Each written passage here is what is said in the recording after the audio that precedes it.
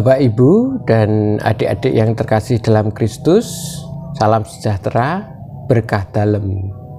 Kali ini dalam pembelajaran Krisma hari ini, kita mengadakan metode yang berbeda, yaitu metode daring atau online.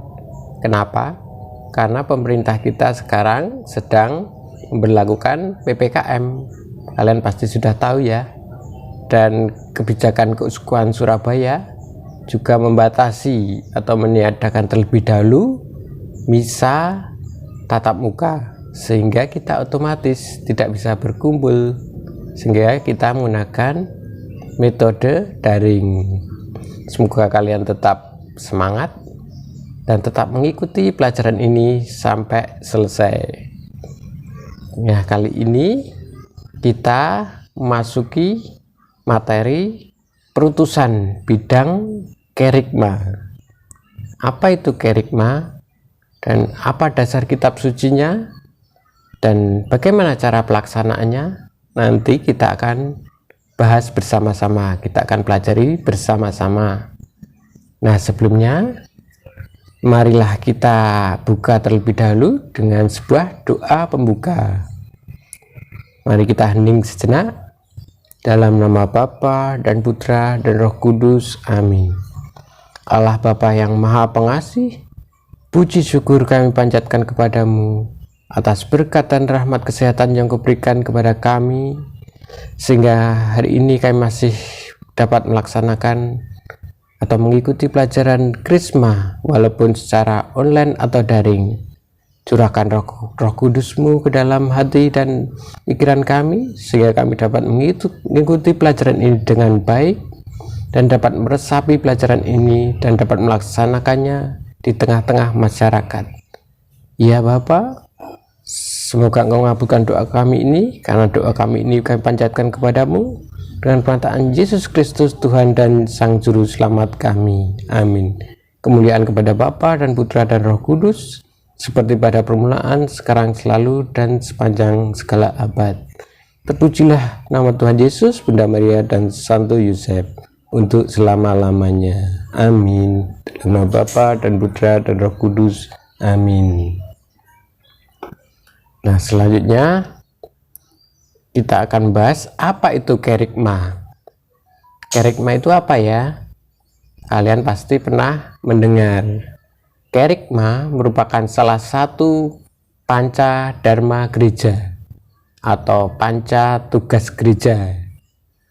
Ya, seperti yang kita tahu, panca dharma atau panca tugas gereja itu yaitu yang pertama kerigma, koinonia, liturgia, diakonia, dan juga martiria. Kata kerigma berasal dari bahasa Yunani yang berarti karya pewartaan kabar gembira. Maka kerigma bermakna sebagai tugas gereja untuk mewartakan sabda Allah, yakni karya keselamatan Allah yang terpenuhi dalam diri Yesus Kristus. Dengan demikian, inti pewartaan gereja adalah mengenai pribadi Yesus Kristus yang melaksanakan karya keselamatan Allah, terutama melalui wafat dan kebangkitannya. Itulah makna dari kerigma yang merupakan salah satu panca dharma gereja atau panca tugas gereja. Apakah kerigma itu ada dasar kitab sucinya? Ya, tentu saja ada. Dasar kitab suci perutusan bidang kerigma.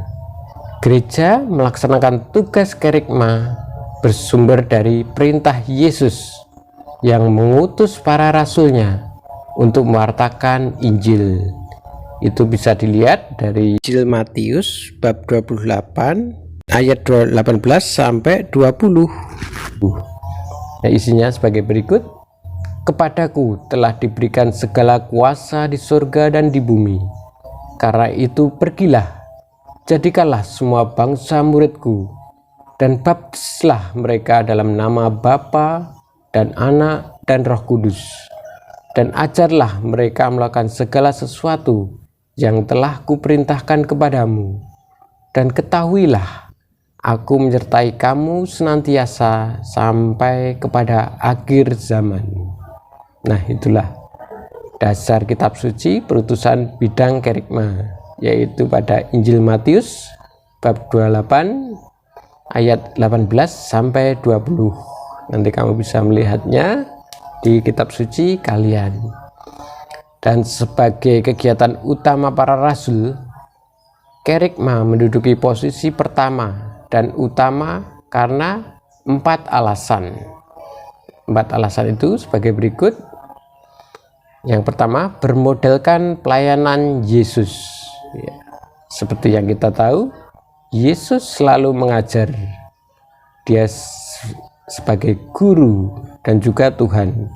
Dimanapun dia berada, dia pasti mengajar, baik bersama murid-muridnya dan juga orang-orang yang percaya dan mengikuti dia, baik itu di gunung, di bait Allah, dan juga di tempat-tempat lain. Yang kedua, diperlukan dalam perutusan utama. Nah, itu bisa dilihat di Injil Matius tadi bab 28 ayat 19 sampai 20. Nanti kalian bisa membacanya lagi. Dan juga yang ketiga, dipraktekkan oleh gereja perdana. Itu bisa dilihat pada Kisah Rasul bab 2 ayat 42. Dan keempat, diperkuat dalam surat-surat pastoral. Paulus mendorong Timotius dan Titus untuk mengabdikan diri pada pelayanan pewartaan dan mengajarkan sabda Allah. Nah, itulah kenapa kerikma menduduki posisi pertama dan utama karena alasan-alasan tersebut. Nah, sekarang bentuk pewartaan gereja itu apa saja? Itu ditentukan oleh orang-orang yang menjadi sasaran pewartaan. Secara umum bisa dibedakan 2 macam kelompok orang. Pertama, bagi kelompok orang atau orang yang percaya kepada Kristus. Kelompok orang yang percaya kepada Kristus, di mana pewartaan dapat berupa pelajaran agama seperti yang kalian jalani saat ini. Untuk yang mau menerima sakramen-sakramen gereja, ya, pelajaran agama untuk orang yang mau menerima sakramen gereja, seperti kalian mau menerima sakramen krisma, jadi melalui pelajaran agama. Dan juga pendalaman iman atau pengembangan iman yang dapat dilakukan pada masa Advent, Prapaskah, dan juga bulan Maria. Seperti yang kalian tahu di lingkungan kita masing-masing, jika pada masa Advent, Prapaskah, dan bulan Maria, pasti ada pendalaman iman. Nah, itulah orang yang memimpin pendalaman iman, memandu pendalaman iman, itu melaksanakan tugas gereja bidang kerikma atau pewartaan. Yang kedua, bagi kelompok orang atau orang yang tidak percaya kepada Kristus. Seperti yang kita tahu, kita hidup di tengah-tengah masyarakat yang heterogen.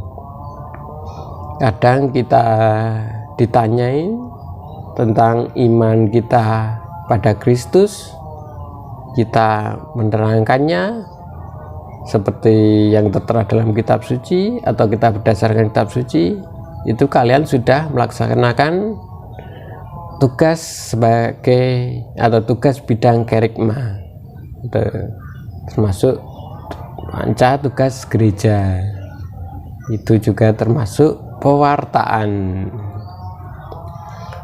Yang ini yang terpenting, apa yang bisa kalian lakukan untuk memenuhi perutusan bidang kerikma? Nah, adapun beberapa contoh pelaksanaan tugas kerikma atau pewartaan yakni sebagai berikut. Yang pertama, memandu pendalaman iman, yaitu pada masa Advent, Prapaskah, bulan Maria pasti ada pendalaman iman. Walaupun sekarang mungkin kalian belum saatnya memandu, mungkin kalian bisa belajar terlebih dahulu. Suatu saat kalian pasti dapat memandu pendalaman iman. Seperti saya dulu juga begitu. Saya belajar dulu, melihat, dan akhirnya juga membantu dalam memandu pendalaman iman.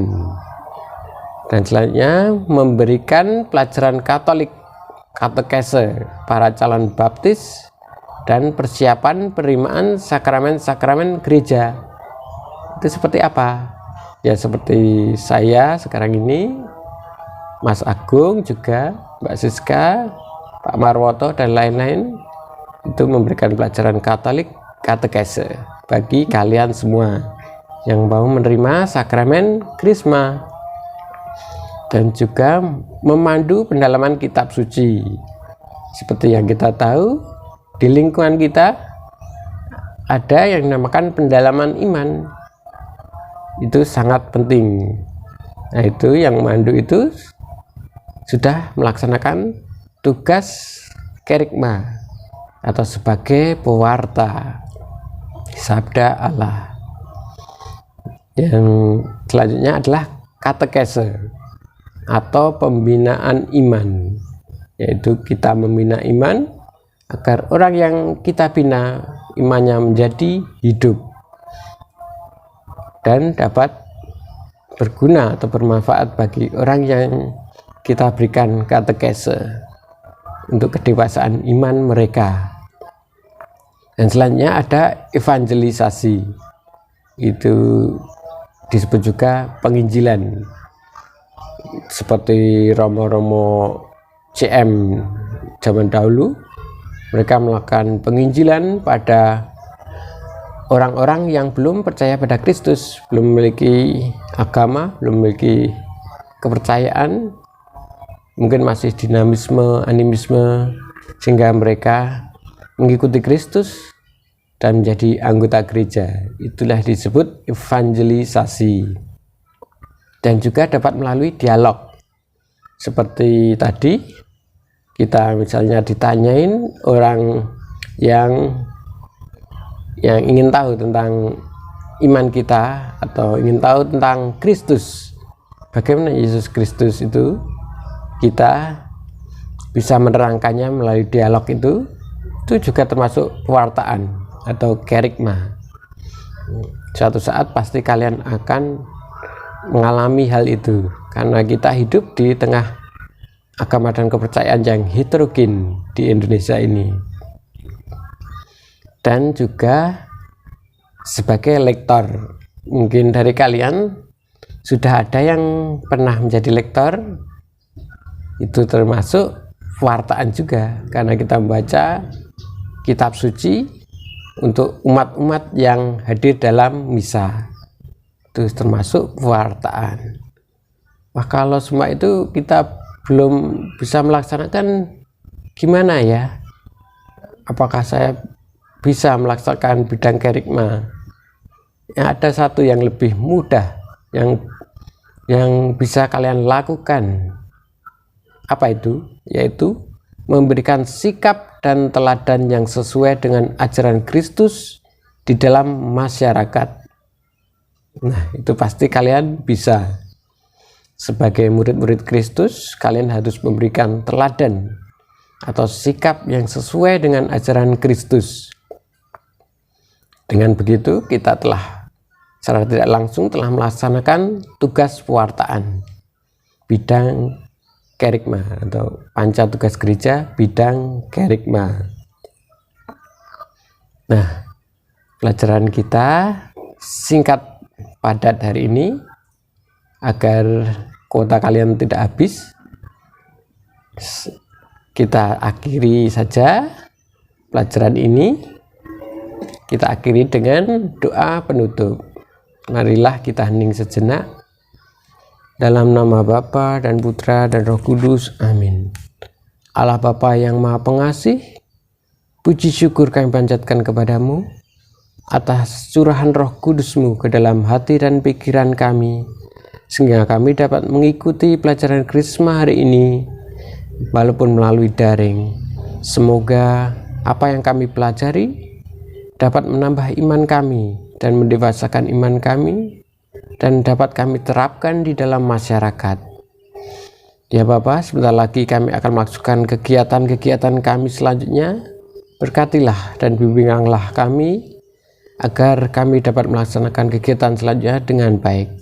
Semoga Engkau mengabulkan doa kami ini ya Bapa, karena doa kami ini kami panjatkan kepadamu dengan perantaraan Yesus Kristus, Tuhan dan Sang Juru Selamat kami. Amin. Dalam nama Bapa dan Putra dan Roh Kudus. Amin. Terima kasih. Kita berjumpa lagi pada pelajaran selanjutnya. Salam sejahtera, berkah dalam.